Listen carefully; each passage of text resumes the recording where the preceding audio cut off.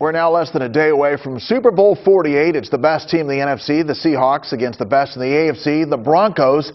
Big game is at MetLife Stadium in New Jersey. Game time scheduled for 3:25 p.m. Pacific time tomorrow.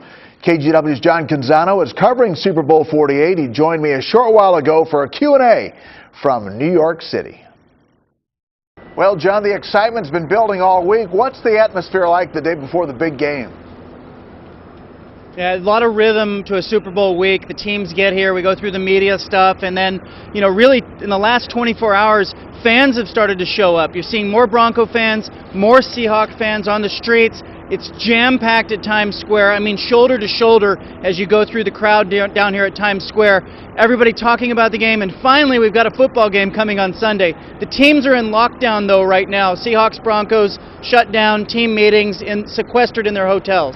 Well, John, you have a column coming out tomorrow in the Oregonian about former Seahawks quarterback Dave Krieg. Can you tell us what that's about?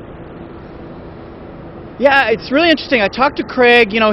He's the guy who won the first ever Seahawks playoff game back in 1983. He's the winning quarterback that season. He's here in New York City, and on Thursday, he told me that the Seahawks had asked him if he would address the team prior to the game, if he would come out and talk to him. It makes total sense. You want that guy to talk about the futility of the organization over many years and what it means to be here in a Super Bowl.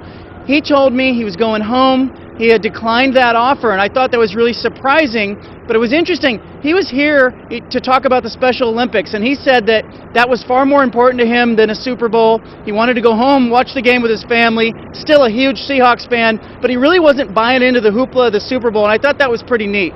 Broncos have the best offense in football with quarterback Peyton Manning. The Seahawks have the best defense in the NFL. Who do you like, and who's your MVP?